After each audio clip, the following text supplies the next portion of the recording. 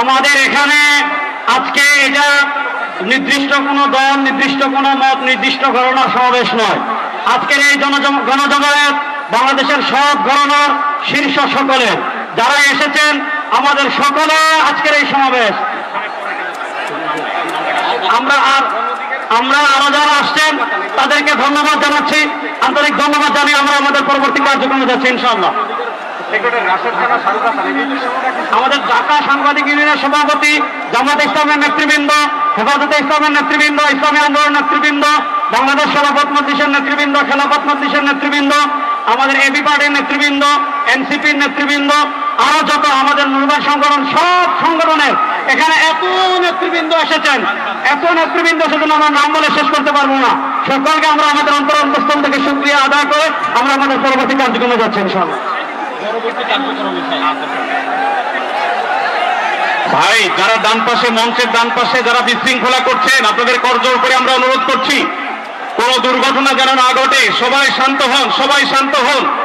মঞ্চের ডান পাশে যারা আছেন তারা শান্ত হন, অনুগ্রহ করে সবাইকে শান্ত হওয়ার জন্য অনুরোধ করছি।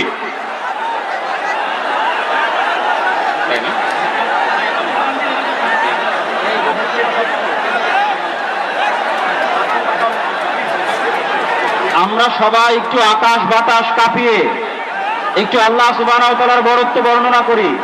লিল্লাহি তাকবীর, লিল্লাহি তাকবীর।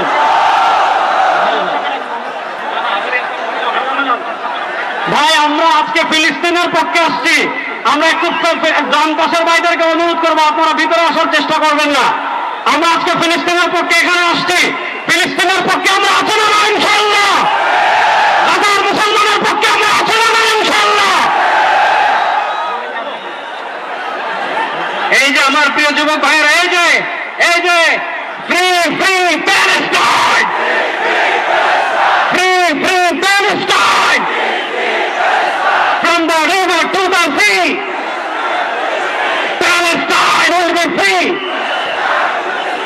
আজকে প্যালেস্টাইন সলিডারিটি মুভমেন্টের আয়োজনে আজকে যে মার্চ ফর গাজা প্রোগ্রামে এই স্টেজ থেকে যে নির্দেশনা আসবে সুশৃঙ্খল ভাবে প্রোগ্রামকে সাকসেসফুল করার জন্য, আমরা কি আহ্বান করে শুনতে রাজি আছি?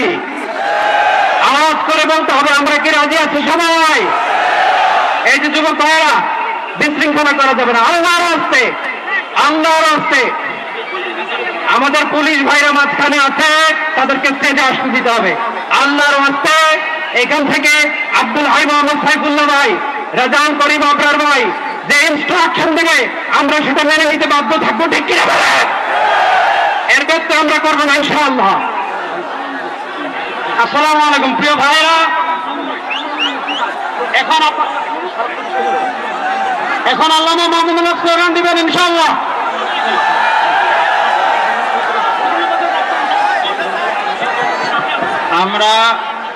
আমরা আমাদের এই অনুষ্ঠানের ঘোষণাপত্র, আমরা আমাদের এই অনুষ্ঠানের ঘোষণাপত্র পাঠ করার জন্য বিনীত অনুরোধ করছি দৈনিক আমার দেশের সম্পাদক মাহমুদুর রহমানকে। আমরা আজকের এই অনুষ্ঠানের ঘোষণাপত্র পাঠ করার জন্য বিনীত অনুরোধ করছি দৈনিক আমার দেশের সম্পাদক মাহমুদুর রহমানকে। আর এই ঘোষণাপত্রে আমাদের সকলের আজকের বক্তব্য, দয়া করে আমরা শৃঙ্খলা বজায় রাখি। পুলিশ বাহিনী, আইন শৃঙ্খলা বাহিনীকে অনুরোধ করছি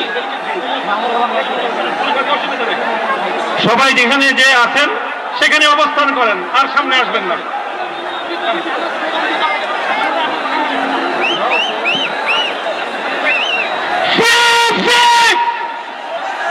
আমি বলবো ফ্রি ফ্রি, আপনারা বলবেন Palestine free free free free. সবার ফেসবুক পতাকা উপরে দেখতে চাই। Free free. সবাই বসেন, সবাই বসেন, সবাই বসে যান, সবাই বসেন, এই সবাই free free free free free free free free from the river to the sea.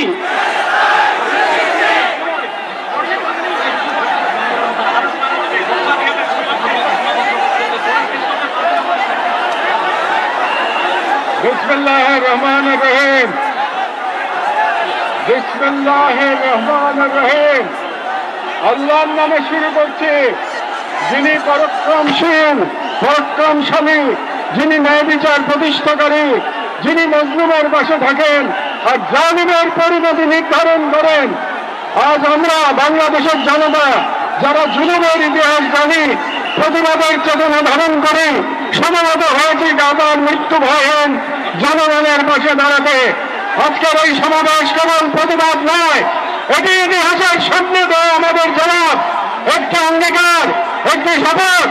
এই পদযাত্রা গণজমায়েত থেকে আজ আমরা 4টি স্তরে আমাদের দাবি সহ উপস্থাপন করব। আমাদের প্রধান দাবিগুলো জাতিসংঘ আন্তর্জাতিক সম্প্রদায়ের প্রতি, যেহেতু জাতিসংঘ আন্তর্জাতিক সম্প্রদায় সকল জাতির অধিকার রক্ষার দখলদারিত্ব গণহত্যা রোধের সংকল্প প্রকাশ করে, এবং আমরা দেখেছি গাজায় প্রতিদিন যে রক্তপাত, যে ধ্বংস চলছে, তা কোনো একক সরকারের ব্যর্থতা নয়, বরং এটি একটি আন্তর্জাতিক ব্যর্থতার ফল। এবং এই ব্যর্থতা শুধু নিরাপত্তার মধ্যেই সীমাবদ্ধ নয়, বরং পশ্চিমা শক্তি বলয়ের অনেক রাষ্ট্র সরাসরি দখলদার ইসরায়েলকে অস্ত্র, অর্থ ও কূটনৈতিক সহায়তা দিয়ে এই গণহত্যাকে দীর্ঘস্থায়ী করেছে। এবং এই বিশ্ব ব্যবস্থা দখলদার ইসরায়েলকে প্রশ্নমুক্ত না করে বরং রক্ষা করার পরিযোগিতায় নিয়েছে। সেহেতু আমরা জাতিসংঘ ও আন্তর্জাতিক সম্প্রদায়ের প্রতি জোরালো দাবি জানাচ্ছি, এক, জাহান্নামী ইসরায়েলের গণহত্যার বিচার আন্তর্জাতিক আদালতে নিশ্চিত করতে হবে। দুই, যুদ্ধবিরতি নয়, গণহত্যা বন্ধ কার্যকর ও সম্মিলিত পদক্ষেপ গ্রহণ করতে হবে। তিন, 1967 সালে পূর্ববর্তী ভূমি ফিরিয়ে দেওয়ার জন্য বাধ্যবাধকতা তৈরি করতে হবে। চার, পূর্ব জেরুজালেমকে ফিলিস্তিন রাষ্ট্রের রাজধানী হিসেবে আন্তর্জাতিকভাবে স্বীকৃতি দিতে হবে। এবং পাঁচ, ফিলিস্তিনিদের আত্মনিয়ন্ত্রণ, নিরাপত্তা এবং রাষ্ট্রের সার্বভৌমত্ব প্রতিষ্ঠার পথ উন্মুক্ত করতে হবে। কারণ এই মুহূর্তে বিশ্ব ব্যবস্থা যে ন্যায়ের মুখোশ পড়ে আছে, গাজার ধ্বংসস্তূপে সেই মুখোশ খসে পড়েছে। আমাদের দ্বিতীয় দাবিগুলো মুসলিম উম্মার নেতৃবৃন্দের প্রতি। যেহেতু আমরা বিশ্বাস করি ফিলিস্তিন কেবল একটি ভূখণ্ড নয়, এটি মুসলিম উম্মার আত্মপরিচয়ের অংশ, এবং গাজা এখন কেবল একটি যুদ্ধবিধ্বস্ত শহর নয়, এটি আমাদের সম্মিলিত ব্যর্থতার বেদনাদায়ক প্রতিচ্ছবি। এবং উম্মার প্রতিটি সদস্য, প্রতিটি রাষ্ট্র এবং প্রতিটি নেতৃত্বের উপর অর্পিত সেই আমানত যে আল্লাহ প্রদত্ত ভ্রাতৃত্ব ও দায়িত্বের সূত্রে আবদ্ধ। এবং ইসরায়েল একটি অবৈধ দখলদার গণহত্যাকারী রাষ্ট্র, যা মুসলিমদের প্রথম কিবলা ও একটা পুরো জনগোষ্ঠীর অস্তিত্ব নিশ্চিহ্ন করতে সর্বশক্তি নিয়োগ করেছে।